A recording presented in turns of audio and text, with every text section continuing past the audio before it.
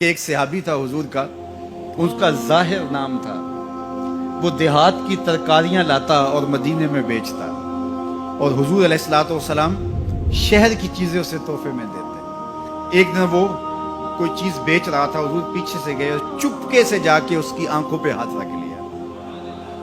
یہ کبھی آپ نے بھی کیا ہوگا، اس کو کہتے ہیں کولی بھرنا۔ جب آپ کا کوئی گوڑا دوست ہو، بڑا جانی اور جگری، جس سے آپ بڑے فرینگ ہو، تو پھر وہ بیٹھا ہو اور آپ پیچھے سے چپکے سے جا کے اس کی آنکھوں پہ ہاتھ رکھ لیتے ہیں، اور پھر وہ بولتا ہے کہ کون ہے، اور آپ یہ دیکھنا چاہتے ہیں کہ میرا نام کس نمبر پہ آتا ہے۔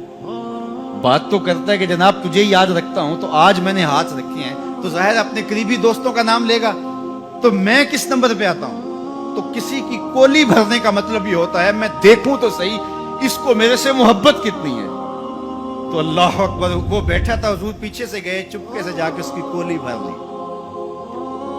اب حضور کے ہاتھ آنکھوں پہ آئے ہوں اور سینے تک ٹھنڈ نہ گئی ہو، یہ کیسے ہو سکتا ہے؟ اس کو نہ پتا چلا ہو کہ حضور ہے، بلکہ حدیث میں آتا ہے کہ وہ بولتا نہیں۔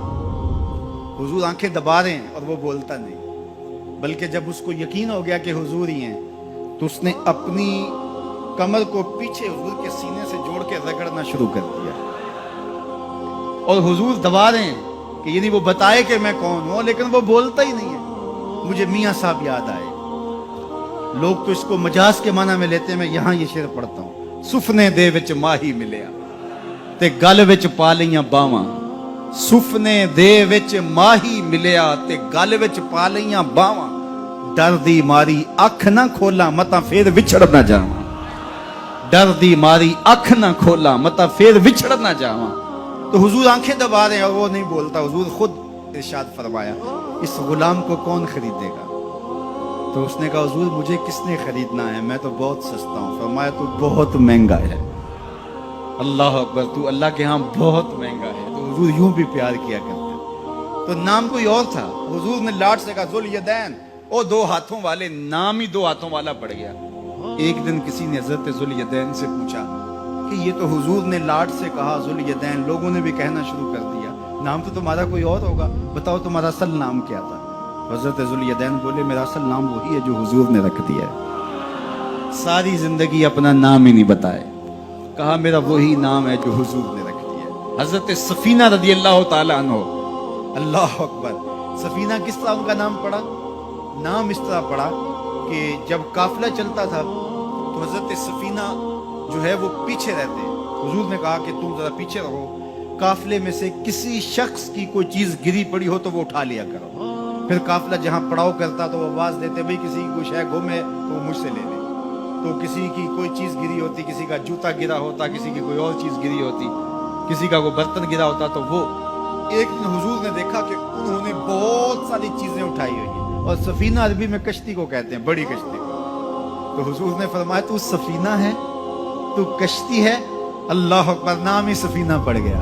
ایک قافلے میں بچھڑ گئے، پیچھے رہتے تھے، بچھڑ گئے، قافلہ نکل گیا۔ اب جنگل ہے اور کوئی رستہ سجھائی نہیں دے رہا۔ خیر کیا دیکھا کہ ایک شیر ہے، انسانی بو سونگ کے حملہ آور ہونے کے لیے آگے بڑھا۔ تو شیر جب قریب آیا نا اور حملہ کرنے لگا، تو حضرت سفینہ نے شیر کو کیا کہا، سن لو ذرا۔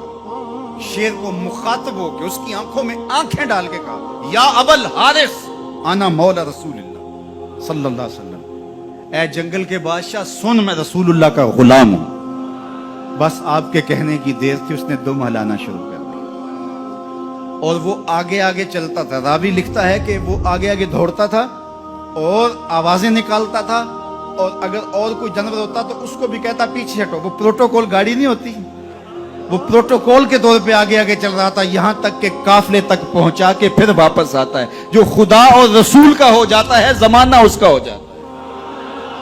تو کہا کہ تم کس کی تلاش میں لگے ہو، آؤ ذرا ان کے ہو کے تو دیکھو۔